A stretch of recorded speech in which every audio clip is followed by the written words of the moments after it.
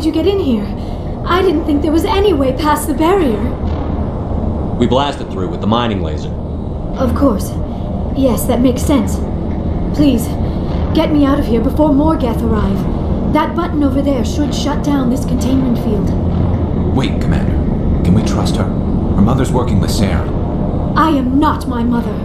I don't know why Benezia joined Saren. I don't want anything to do with that Turian bastard. If she was with Saren, the Geth wouldn't be trying to kill her.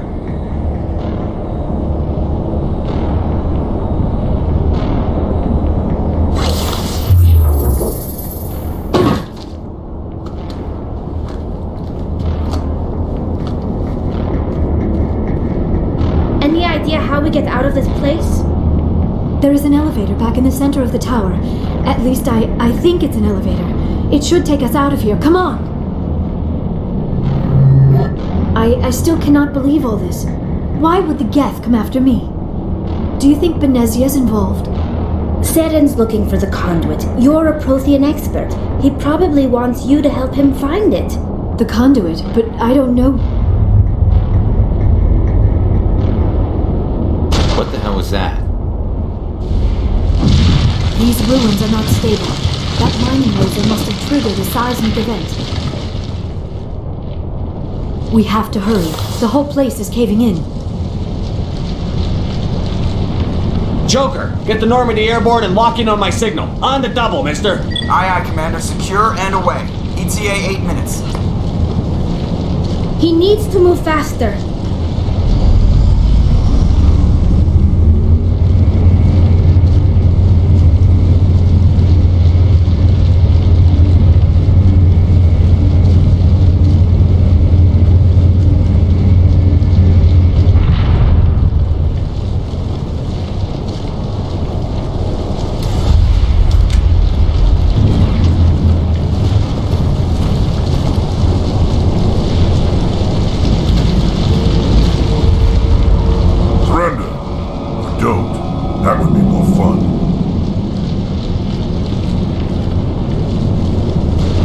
Reason you're in my way?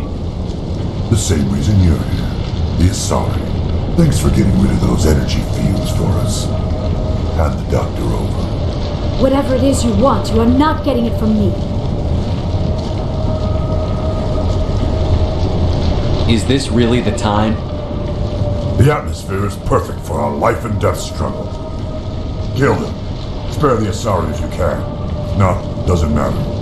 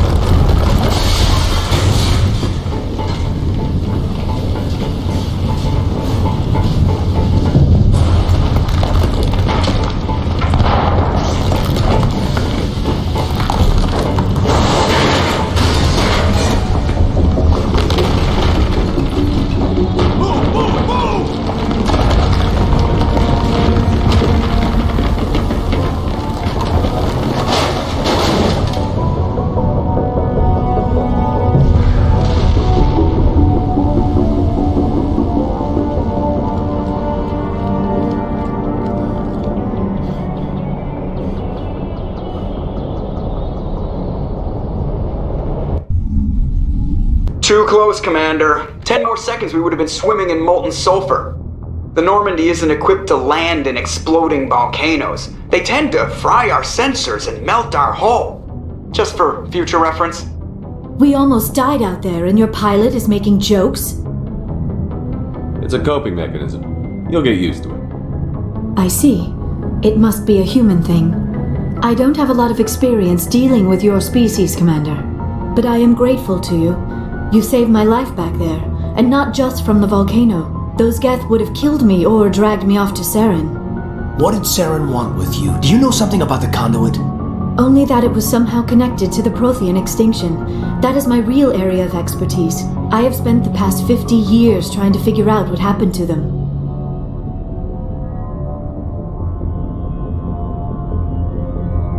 I've got my own theory on why the Protheans disappeared. With all due respect, Commander, I have heard every theory out there. The problem is finding evidence to support them. The Protheans left remarkably little behind. It is almost as if someone did not want the mystery solved. It is like someone came along after the Protheans were gone and cleansed the galaxy of clues. But here is the incredible part. According to my findings, the Protheans were not the first galactic civilization to mysteriously vanish.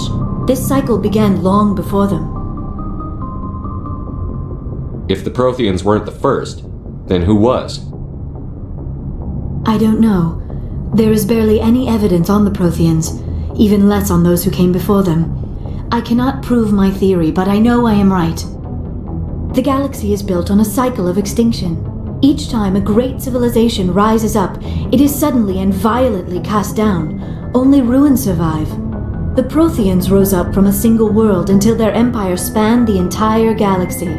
Yet even they climbed to the top on the remains of those who came before. Their greatest achievements, the mass relays and the Citadel, are based on the technology of those who came before them. And then, like all the other forgotten civilizations throughout galactic history, the Protheans disappeared. I have dedicated my life to figuring out why. They were wiped out by a race of sentient machines. The Reapers. The Reapers? But I have never heard of. How do you know this? What evidence do you have? There was a damaged Prothean beacon on Eden Prime. It burned a vision into my brain. I'm still trying to sort out what it all means. A beacon? Yes, that makes sense. But the beacons were not programmed to interact with human physiology. I am surprised you were able to make any sense of it at all. It's just a bunch of random images, even after I got the cipher. The cipher?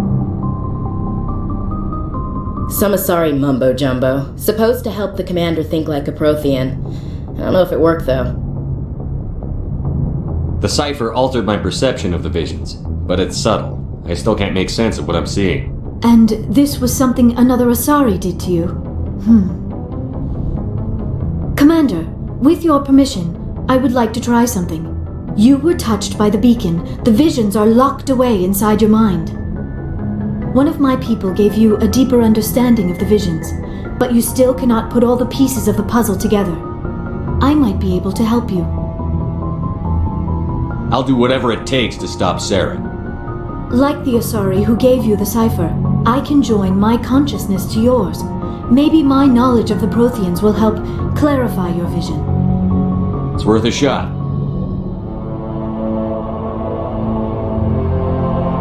Relax, Commander. Embrace eternity.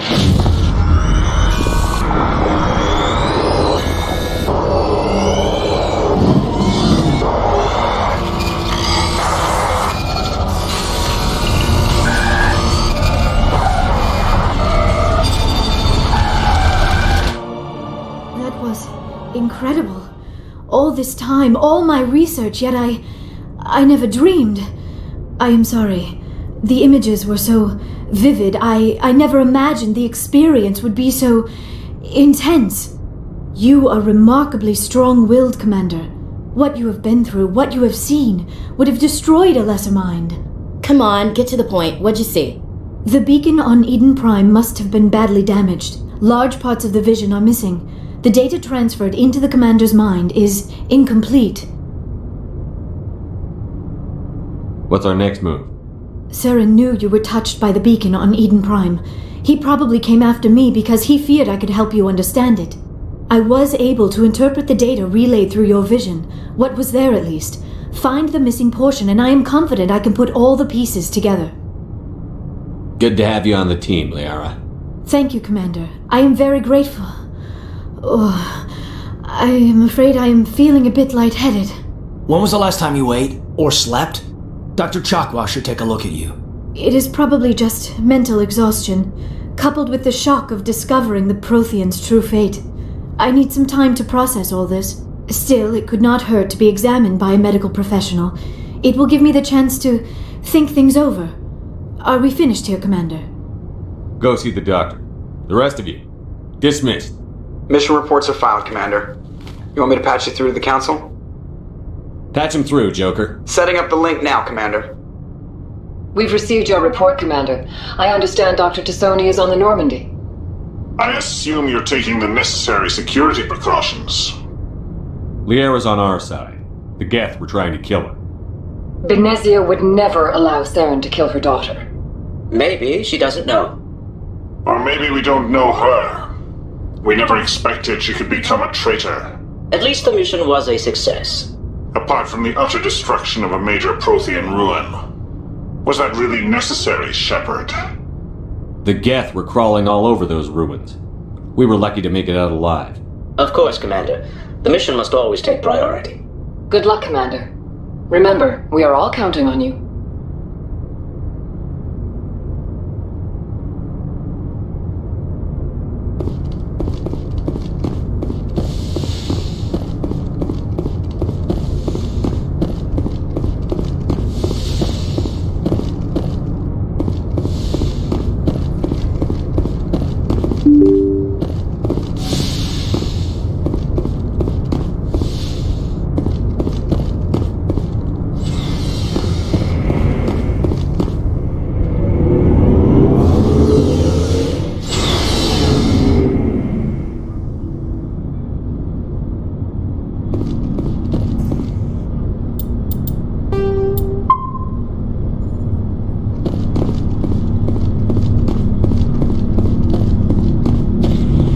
Before I go, you said you're serving with Commander Shepard now?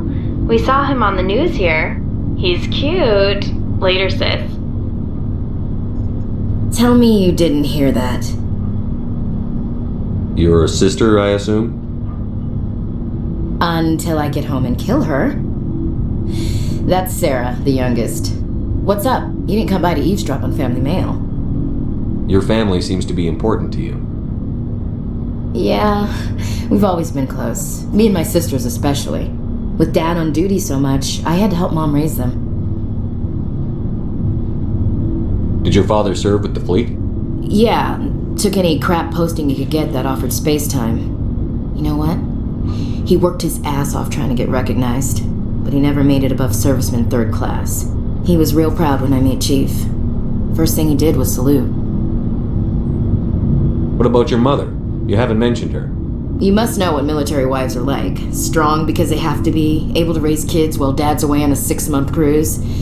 She has a degree in planetary geology. She and Dad both wanted to see new worlds. She gave up her career to raise us, though.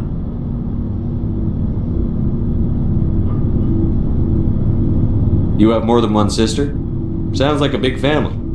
Yeah, I'm the oldest, then Abby, then Lynn. Sarah's the youngest. She's still in high school. With 4 girls, Dad used to say he felt more outnumbered at home than on maneuvers.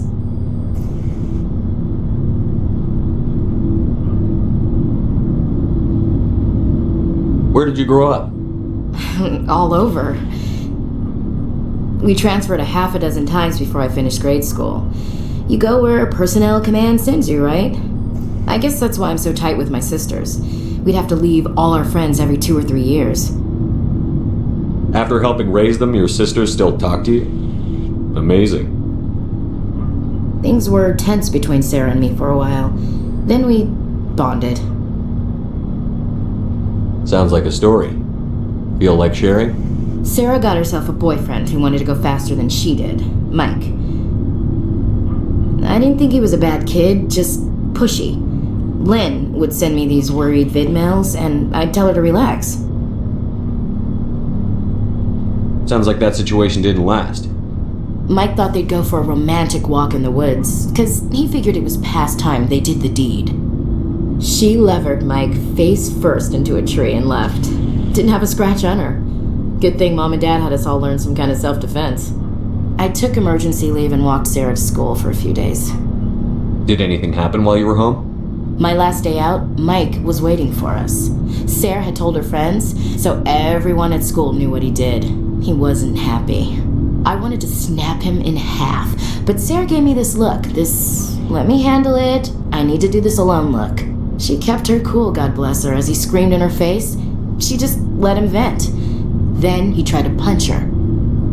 I swear, she just flowed around him. Next thing I knew, he's face down on the sidewalk and there's blood everywhere. That's unbelievable. Sarah must be as good as you. Better. I'm more or less a straight-up puncher. When he swung, she wasn't there anymore, and he fell.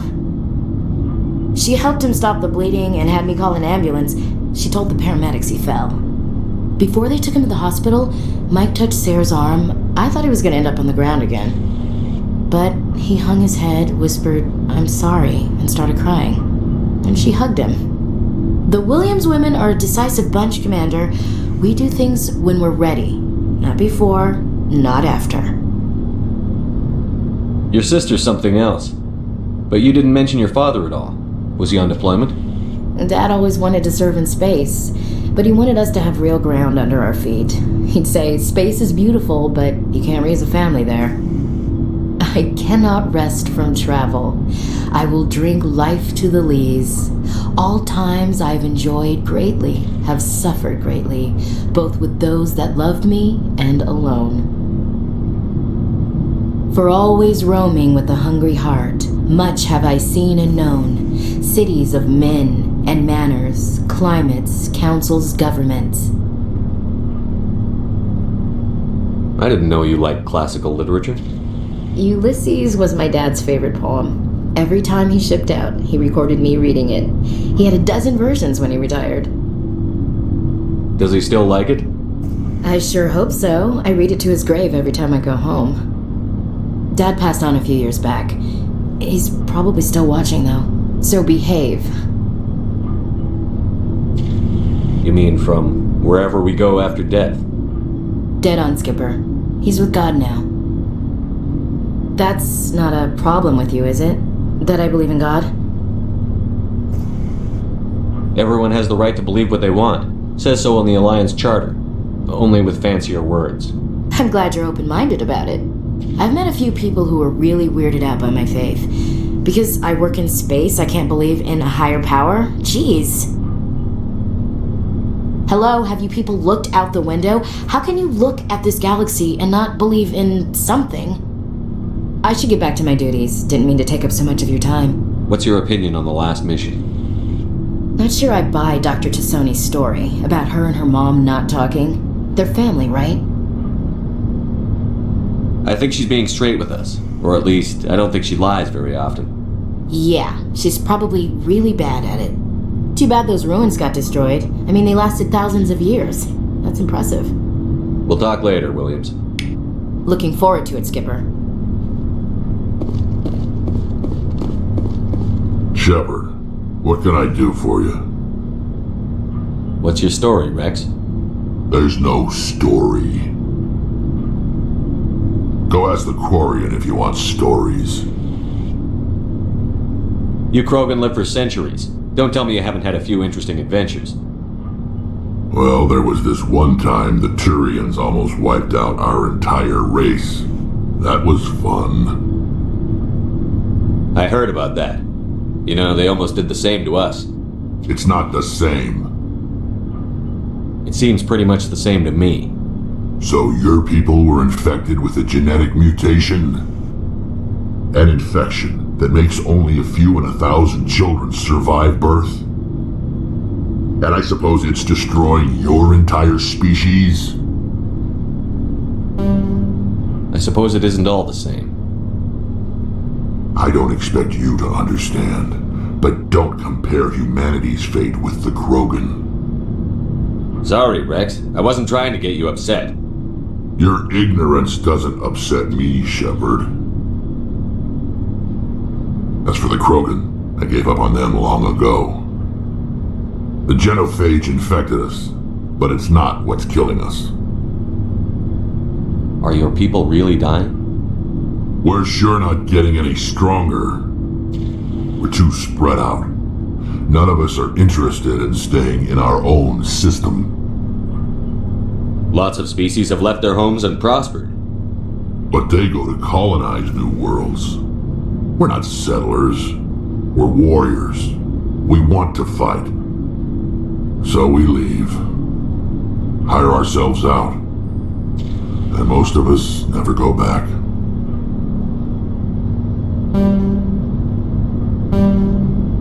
What can you tell me about the genophage?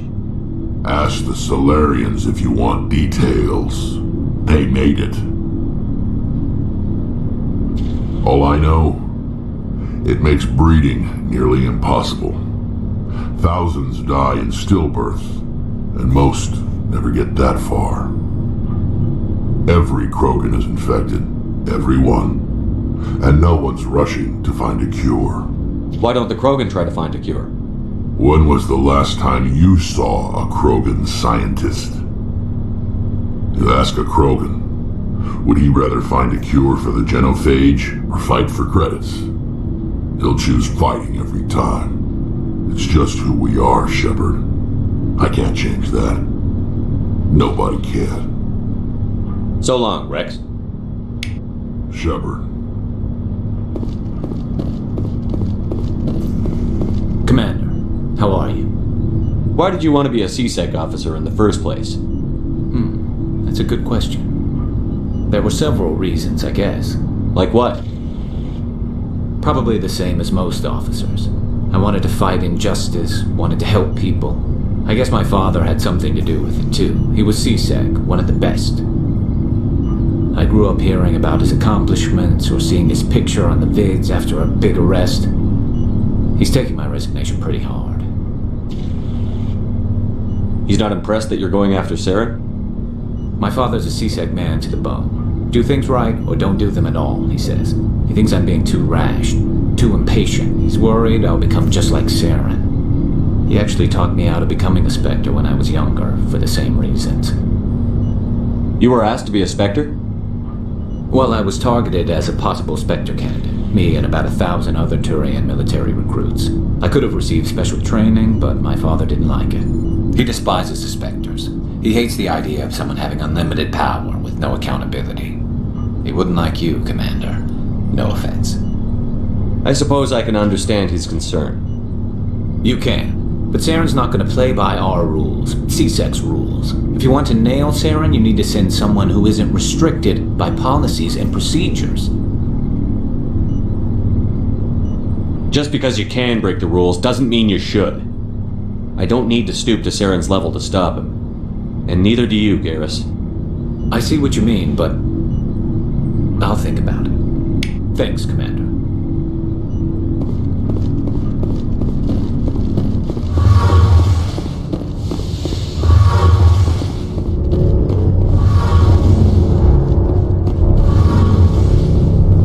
Your ship's amazing, Shepard.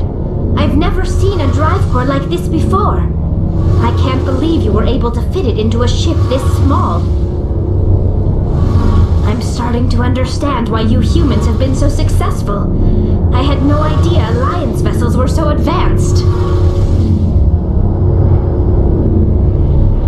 The Normandy's a prototype. Cutting-edge technology.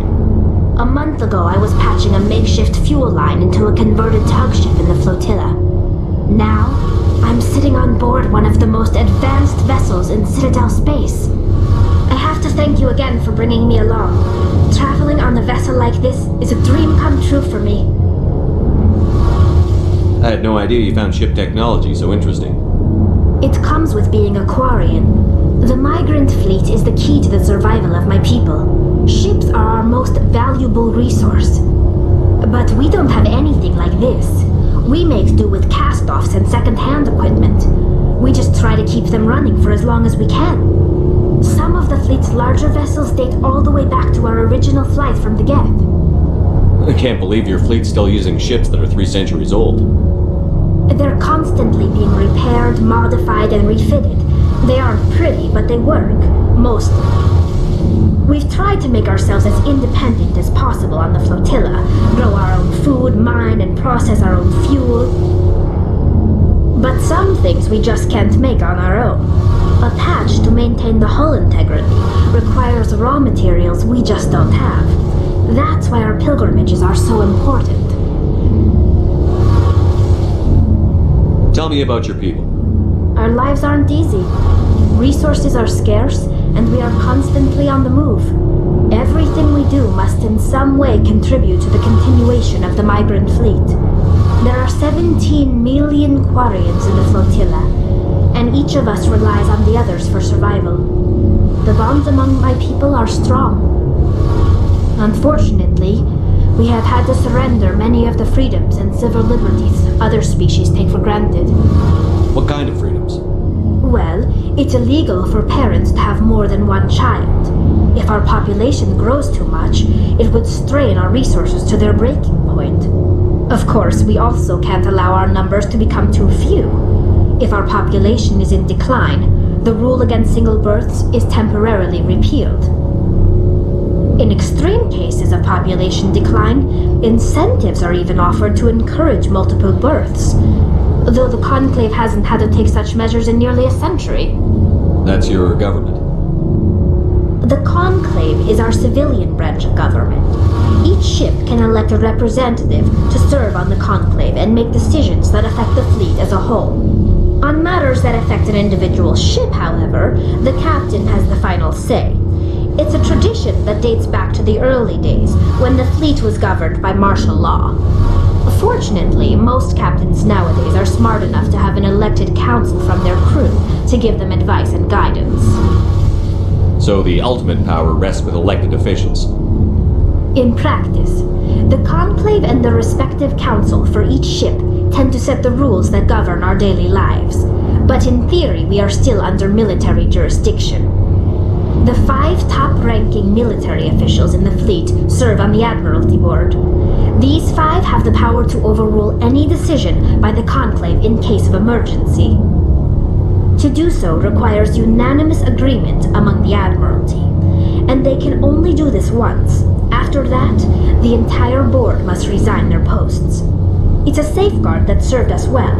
In nearly 3 centuries, the Admiralty Board has only overruled the Conclave 4 times. I want to know more about the Geth. I doubt I can tell you anything you don't already know. It's been almost 3 centuries since they drove my people into exile. All I know is the story of their origins, what they were when we created them, and how they turned on us. Interesting. The Geth were originally created to serve as an automated manual labor force. Initially, their intelligence was as limited as any VI. Over time, we made small modifications to their programming to allow them to perform more varied and complex tasks, bringing them closer and closer to true AI status. How come the council didn't step in and stop you? This wasn't true AI research. We may have been skirting the bounds of the law, but we never did anything that was actually illegal. The changes were so insignificant, so gradual, that we were able to control them. Or so we thought. But one thing we underestimated was the power of the neural network. 1 million Geth thinking simultaneously created an inherently unstable matrix. So, the Geth share brain power? Many of the Geth's logic systems were designed to work in concert with other nearby Geth. Basically, the more of them you have in the group, the smarter they are. So there's some sort of group consciousness? No, nothing like that. They cannot share sensory data or information. Their programming cannot handle that much simultaneous input. Each Geth maintains an individual awareness and identity. The neural network only operates on a process-based level. It's basically the synthetic equivalent of a subconscious. But when they're in close proximity, they can coordinate low-level functional processes, freeing up more capacity for original or independent thought. What made them rebel? As we built more and more Geth, their effective intelligence became more sophisticated, more abstract. One day, a Geth began to ask its Quarian overseer questions about the nature of its existence. Am I alive? Why am I here? What is my purpose? As you can imagine, this caused a near panic among my people. I don't see what's so bad about those questions. The Geth were created to engage in mundane, repetitive, or dangerous manual labor. That's fine for machines, but it won't satisfy a sentient being for long. The Geth were showing signs of rudimentary self-awareness and independent thought. If the Geth were intelligent, then we were essentially using them as slaves. It was inevitable the newly sentient Geth would rebel against their situation. We knew they would rise up against us, so we acted first. A general order went out across all Quarian-controlled systems to permanently deactivate all Geth. The Geth responded to this order violently. You can't blame them for fighting for their survival. We had no other choice. The Geth were already on the verge of revolution. By acting quickly, we had a chance to end the war before it began. The hope was that most of the Geth would still be little more than machines, incapable of organized resistance. But they had progressed much further than anyone anticipated. The war was long and bloody. Millions upon millions of Quarians died at their hands. In the end, we were forced to flee our own homeworld. We feared the Geth would pursue us, but they never came beyond the Veil. Now we drift through space, exile searching for a way to reclaim what was once ours. I want to know more about the pilgrimage. When my people reach maturity, we leave our birth ships and seek acceptance with a new crew. It's necessary to maintain genetic diversity among the fleet. But no ship wants to accept someone who will be a burden on them. So, to prove our worth, we embark on a pilgrimage. We set out alone, leaving the flotilla and our families behind us. We only return once we have found something of value we can bring back to the fleet. This is presented as a gift to the captain of the respective ship we wish to join. If the gift is accepted, we are welcomed into the crew. Can a captain choose to reject the gift? That doesn't happen often. Most captains are eager to increase the size of their crew. It increases their own standing in our society. Even when the gift is not particularly valuable, the captain usually accepts it out of a sense of tradition. However, there is a stigma to presenting a substandard gift. It's not the best way to make a good impression on a new community. Most pilgrims don't return until they find something worthwhile. I want to talk about something else. Like what? I should go. See you later.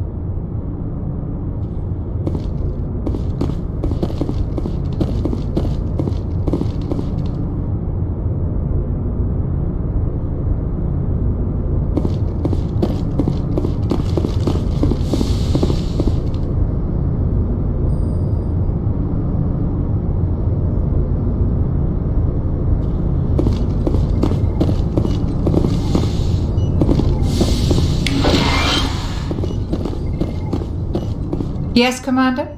Is there something you need? How well do you know the lieutenant? I'd never worked with him before this mission. But he has an impressive service record, over 12 special commendations. Tends to keep to himself, though. Maybe because of the headaches. It's not easy being an L2.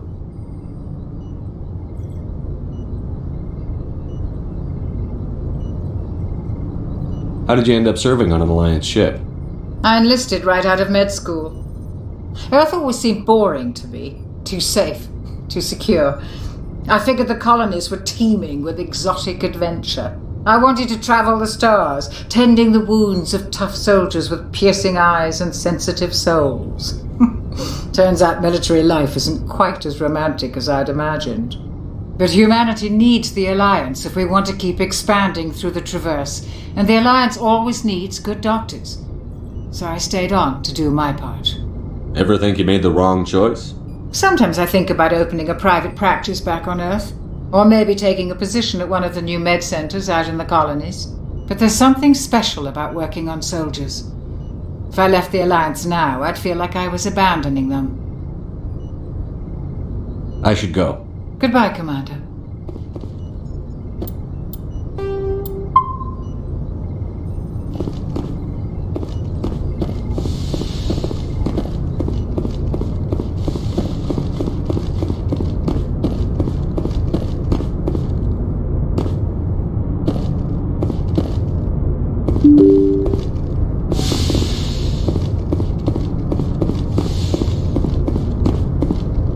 Good timing, Commander. We got a transmission coming in from the Citadel. Top priority clearance. I'll take it in the comm room.